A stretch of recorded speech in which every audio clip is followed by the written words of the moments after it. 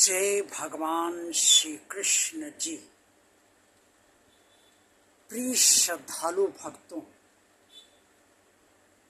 शुभ और अशुभ कर्म दो ही प्रकार के कर्म होते हैं और इन्हीं कर्मों को मनुष्य जीवन भर करता रहता है। वो जो भी कर्म करता है वो या तो शुभ होता है या अशुभ होता है।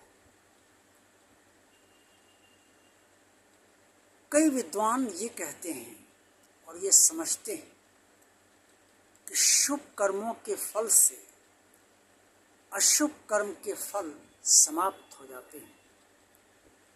क्या वास्तव में ऐसा है और क्या वास्तव में ऐसा होता है? अगर वास्तव में ऐसा है और अगर वास्तव में ऐसा ही होता है तो जो लोग वर्तमान जन्म में अच्छे कर्म कर रहे हैं उनके ऊपर अकस्मात मुसीबतें कहाँ से आ जाती हैं?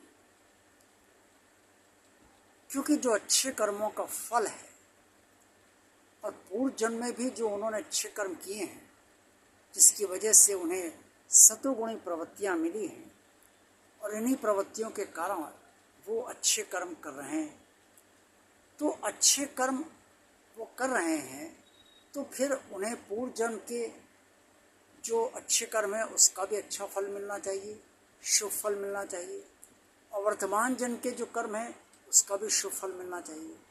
तो भी यह अशुभता अशुभ फल क्यों उन्हें भोगने पड़ते हैं? देखा जाए परमात्मा की इच्छा और परमात्मा के नियम को वास्तव में आज तक कोई भी हूबहू सत्य नहीं समझ पाया है। ये परमात्मा ही जानता है कि वो अशुभ कर्मों का परिणाम किस तरह से देता है और शुभ कर्मों का परिणाम भी किस तरह से देता है। हाँ, इतना जरूर है कि चाहे वो शुभ कर्म हो और चाहे वो अशुभ कर्म हो, उनका जो भी फल होता है वो अलग अलग होता है। अब शुभ कर्म क्या है ये भी हम सबको समझ लेना ही चाहिए, तभी बात कुछ आगे बढ़ पाती है। शुभ कर्म है भगवान की पूजा करना, भगवान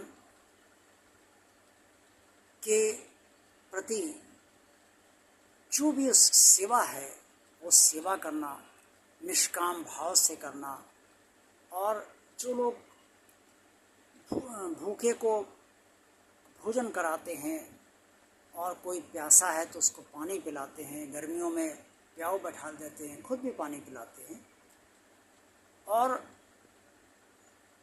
किसी की मदद करते हैं जो असमर्थ है, कोई पीड़ित है, उसकी पीड़ा हरने के लिए जो भी सामर्थ्य अनुसार हो सकता है उसकी वो मदद करते हैं। जहाँ सेवा की आवश्यकता होती है वहाँ लोग सेवा भी करते हैं। तो ये सब शुभ कर्म है। और अशुभ कर्म क्या है? अशुभ कर्म जो भगवान में अश्रद्धा रखे और अश्रद्धा रखने के बाद वो भगवान को बुरा भला कहे, भगवान पर आरोप लगाए, भगवान के प्रति उल्टे सीधे शब्द बोले, ये सब अशुभ कर्म है।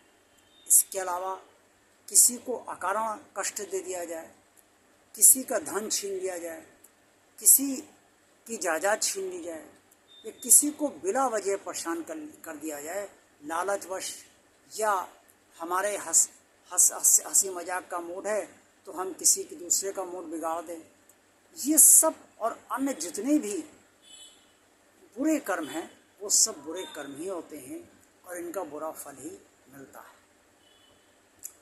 संत श्री तुलसीदास जी ने कहा है, तुलसी हाय गरीब की कभी ना खाली जाए।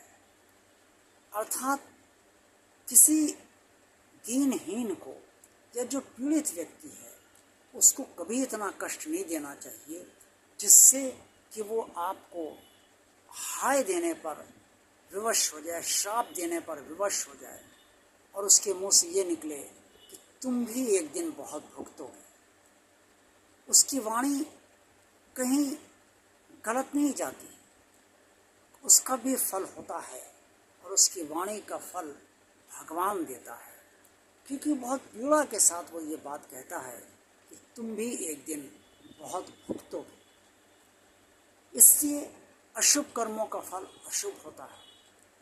तो जितने हम शुभ कर्म करते हैं उनका फल तो शुभता के साथ मिलता है, लेकिन जितने अशुभ कर्म करते हैं उनका फल अशुभता के साथ मिलता है।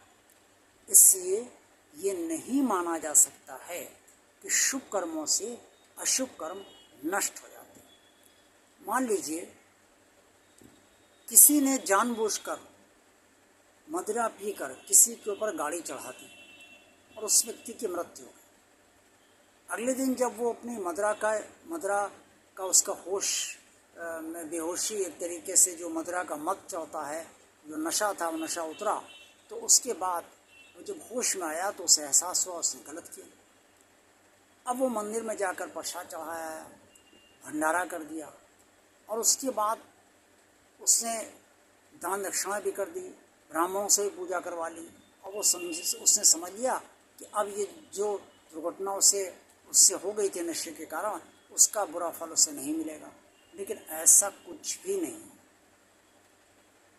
जो व्यक्ति मरा है, जिस व्यक्ति पे गाड़ी चढ़ी है और गाड़ी चढ़ते वक्त उसे जितना कष्ट हुआ है, जिस तरह से उसकी अकाल मृत्यु हुई है और उसके बाद उसका परिवार जिस तरीके से प्रभावित हुआ है, उसके बच्चे, उसकी पत्नी, उसके माता पिता जितने कष्ट में आए हैं, उन सब ने जो कोसा है उस व्यक्ति को, उसका जितना अशुभ फल है उस व्यक्ति को अवश्य ही इस जन्म में या अगले जन्म में अवश्य भोगना पड़ेगा और वो फल उसे अवश्य मिलेगा। ये नहीं कि उसने होश में आने के बाद सब अच्छे कर्म कर लिए और पूजा पाठ भी कर लिए, मंदिर भी होया है, ब्राह्मण को भी दक्षिणा दे दी, भंडारा करा दिया और उस व्यक्ति से भी मनी मन क्षमा मांग ली कि भाई माफ़ करना, मैंने जानबूझ गाड़ी नहीं चढ़ाई।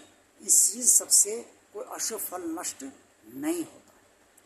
कुल मिला के कहने का मतलब ये है कि शुभ कर्म आप जितने भी इस जीवन में करेंगे उसका फल आपको शुभ अलग से मिलेगा और अशुभ कर्म आप जितने भी करेंगे आपसे अनजाने में जितने हो जाएंगे, जानबूझ के तो कोई अशुभ कर्म नहीं करता है, लेकिन अनजाने में अगर अशुभ कर्म होते हैं तो उसका बुरा फल जो है वो, यानी कि अशुभ फल जो है वो आपको अलग से मिलेगा। इस गलतफहमी में कभी नहीं रहना चाहिए कि शुभ कर्मों से अशुभ कर्म फल की काट हो जाती है और जीवन में जहाँ तक संभव हो हमेशा अशुभ कर्म करने से बचना चाहिए।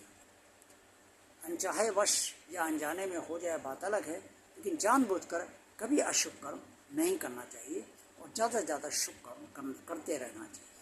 इसी में आप सबका कल्याण। जय भगवान श्री कृष्ण जी।